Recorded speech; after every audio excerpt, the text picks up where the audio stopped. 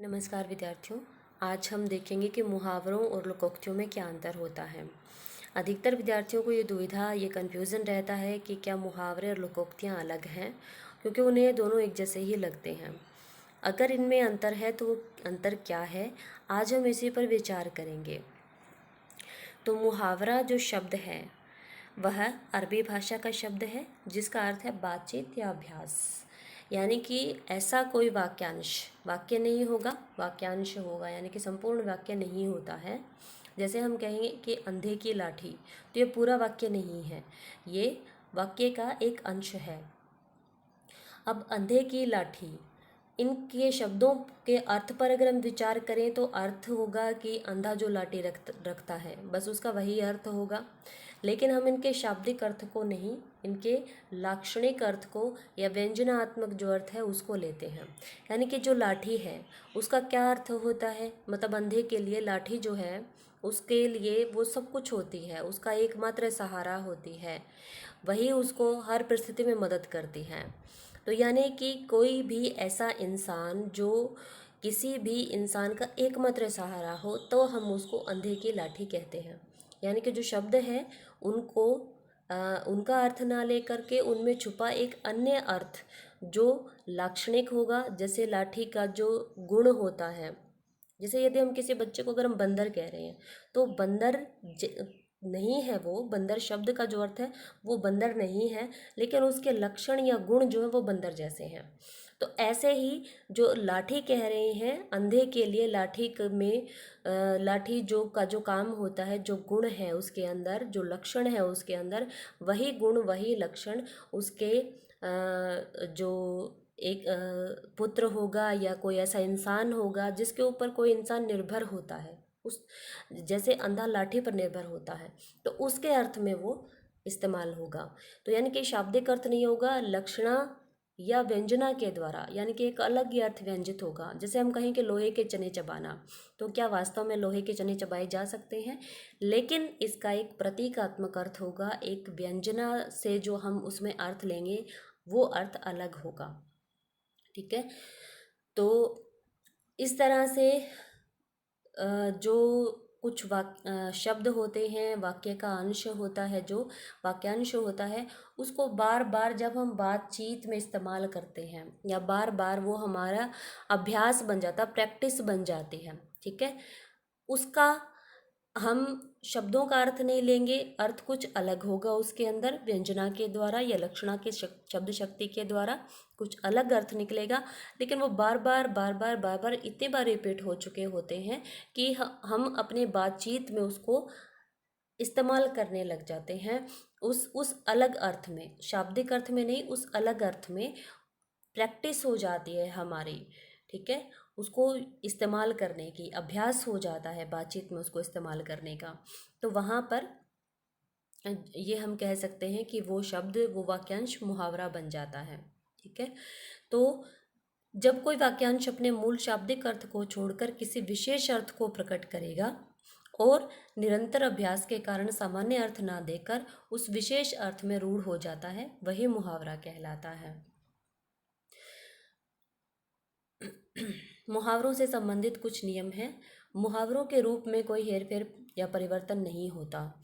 यानी जैसे अगर हम कहें कि फूल कर कुप्पा होना, तो फूल कर कुप्पा, स्त्री भी फूल कर कुप्पा ही होगी और पुरुष भी फूल कर कुप्पा ही होगा। ठीक है, स्त्री के लिए हम कुप्पी शब्द का इस्तेमाल नहीं करेंगे कि वह फूल कर कुप्पी हो गई, वो भी कुप्पा ही होगी, तो उसके रूप में कोई हेरफेर नहीं होगा। लेकिन लिंग वचन के अनुसार क्रिया बदल सकती है। जैसे वह फूल कर कुप्पा हो गया और वह फूल कर कुप्पा हो गई। ठीक है, तो क्रिया में अंतर आ जाएगा, लेकिन रूप में कोई हेरफेर, कोई परिवर्तन नहीं होगा। जैसे फूले ना समाना, इसको भी हम ले सकते हैं। ठीक है, तो वह फूले नहीं समा रहा था, या वह फूले नहीं समा रही थी, या वे सब फूले नहीं समा रहे थे। तो क्रिया में परिवर्तन हो सकता है लिंग और वचन के हिसाब से, लेकिन जो रूप है उसका, जो शब्द हैं, उनमें हेरफेर नहीं कर सकते। इसी तरह पर्यायवाची या समानार्थी शब्दों का भी प्रयोग नहीं कर सकते। जैसे अगर हम लेते हैं कि गागर में सागर भरना, तो गागर का मतलब मटकी होता है, सागर का मतलब समुद्र होता है। लेकिन हम ये इस्तेमाल नहीं कर सकते कि मटकी में समुद्र भरना। तो गागर में सागर भरना शब्द यूं के यूं ही रहेंगे, उनमें पर्यायवाची या समानार्थक शब्दों का इस्तेमाल हम नहीं कर सकते हैं। गागर में सागर भरना यानी कि कम शब्दों में बहुत गहरी बात कह देना, अर्थपूर्ण बात कह देना। ठीक है। इसी प्रकार लोकोक्ति, लोक प्लस उक्ति।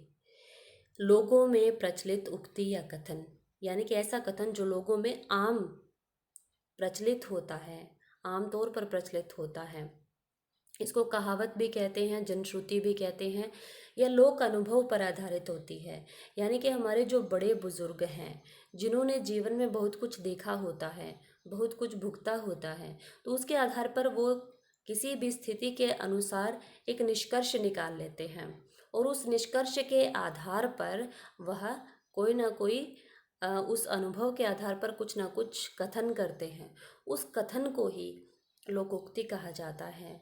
जैसे अब पछताए होत क्या जब चिड़िया चुग गई खेत, ठीक है, या बोए पेड़ बबूल का आम कहाँ से होए। तो इस तरह से ये पूरे अनुभव के द्वारा व्यक्त होता है, पूरे अनुभव किया गया होता है, और उसके द्वारा अभिव्यक्ति दी गई होती है। तो ये वाक्य आम लोगों में प्रचलित हो जाते हैं।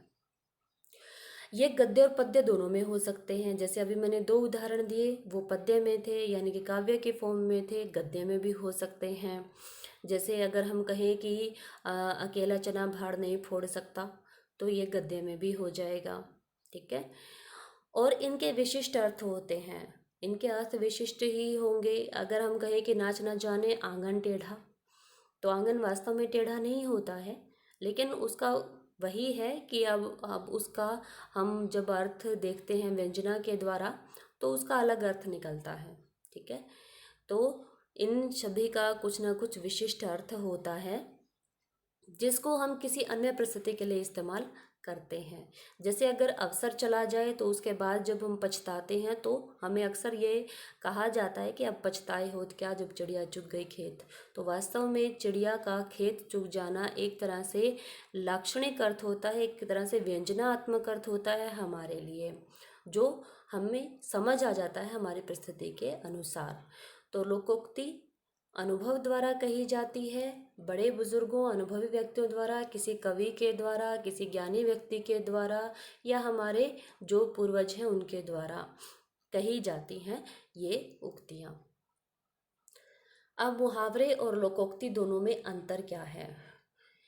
मुहावरा जैसा कि हमने देखा वाक्यांश है, जैसे फूले ना समाना, लोहे के चने चबाना, गागर में सागर भरना, अंधे की लाठी, मुंह फुलाना। अभी तक जो हमने देखे तो पूरा वाक्य नहीं था, अंत में ना का प्रयोग हो रहा था सभी में, और पूरा वाक्य ना होकर वाक्य का सिर्फ एक अंश है मुहावरा। लोकोक्ति स्वतंत्र वाक्य है। अब जैसे हमने अभी देखे, क्या पछताए होत क्या जब चिड़िया चुग गई खेत, या नाच ना जाने आंगन टेढ़ा, या अकेला चना भाड़ नहीं फोड़ सकता, तो हमने देखा कि ये सारे स्वतंत्र वाक्य हैं। मुहावरों को जब हम वाक्य में प्रयोग करेंगे तभी हमें अर्थ मिलेगा, लेकिन लोकोक्ति अपने आप में एक स्वतंत्र वाक्य है, उसका अपना संपूर्ण पूरी तरह अर्थ होता है। मुहावरों का वाक्य में प्रयोग करने के बाद ही हमें अर्थ मिलता है। तो मुहावरे आश्रित होते हैं वाक्य पर, वाक्य में इस्तेमाल होने के बाद ही अर्थ देंगे, और लोकोक्ति अपने आप में स्वतंत्र वाक्य होती है। मुहावरे में वाक्य के अनुसार परिवर्तन हो जाता है। जैसे हमने देखा मुहावरे की क्रिया में परिवर्तन हो गया था लिंग वचन के हिसाब से, लेकिन लोकोक्ति में ऐसा कोई परिवर्तन नहीं होता। और मुहावरा वाक्य के आदि, मध्य या अंत कहीं पर भी हो सकता है, उसका प्रयोग लोकोक्ति केवल अंत में प्रयुक्त होगी। जैसे हम एक मुहावरे को लेते हैं कि मुंह फुलाना, इसको हम शुरू में भी प्रयोग कर सकते हैं कि मुंह फुलाने से क्या होगा, मुंह फुलाने से समस्या का हल नहीं निकलेगा। ठीक है। या मध्य में ले सकते हैं कि वह तो बात बात पर मुंह फुला लेती है। ठीक है। या अंत में हम इसका इस्तेमाल कर सकते हैं कि उसकी तो आदत है बात बात पर मुंह फुलाना। तो आदि मध्य अंत कहीं पर भी हम मुहावरे का इस्तेमाल कर सकते हैं, लेकिन लोकोक्ति केवल अंत में ही इस्तेमाल होती है। जब हम कोई भी घटना का जिक्र करते हैं तो अंत में हम उदाहरण के रूप में लोकोक्ति का इस्तेमाल करेंगे। ठीक है, तो जैसे हम कहें कि अब पछताए होत क्या जब चिड़िया चुग गई खेत, तो इसमें हम किसी को भी वैसे भी उदाहरण दे सकते हैं, या वाक्य के अंत में भी, जैसे हम किसी को समझा रहे हैं कि पहले तो तुमने मेहनत की नहीं, अब पछताने से क्या होगा जब तुम फेल हो चुके हो, अब पछताने से क्या होगा, तो फिर हम उसको अंत में कहेंगे कि अब पछताए होत क्या जब चिड़िया चुग गई खेत। या कोई उदाहरण के रूप में हम उसको इस्तेमाल करेंगे कि यदि किसी व्यक्ति को किसी ने पहले तो अच्छा काम जो है वो गलत काम किए, अच्छे काम नहीं किए हैं, लेकिन अब उसका रिजल्ट, उसका परिणाम उसको भुगतना पड़ रहा है, तो हम कह देते हैं कि बोए पेड़ बबूल का आम कहाँ से होए, उसका जिक्र करने के बाद। तो अंत में हम कोई भी बात कहने के बाद उदाहरण के तौर पर लोकोक्ति का इस्तेमाल करते हैं। ठीक है, मुहावरे के अंत में अक्सर ना का प्रयोग मिलेगा। ठीक है, जैसे फूले ना समाना, लोहे के चने चबाना, गागर में सागर भरना, मुंह फुलाना, तो ये सब ना शब्द जो है, ढोल पीटना, तो अक्सर मिलेगा। तारे गिनना, तो ना का प्रयोग मिलेगा, वाक्यांश होगा, पूरा वाक्य नहीं होगा। लोकोक्ति एक स्वतंत्र वाक्य होती है, पूरा वाक्य होती है। लोकोक्ति को अक्सर हम वाक्य के अंत में उदाहरण के रूप में इस्तेमाल करेंगे, जबकि मुहावरे को हम वाक्य के अंदर इस्तेमाल करते हैं। वो कहीं शुरू में भी कर सकते हैं, बीच में कर सकते हैं, या अंत में कर सकते हैं। इस प्रकार यह मुहावरे और लोकोक्ति का अंतर होता है। उम्मीद है आप लोगों को ये जो टॉपिक है समझ में आया होगा। यदि अब भी कोई कन्फ्यूज़न है तो आप पूछ सकते हैं। धन्यवाद।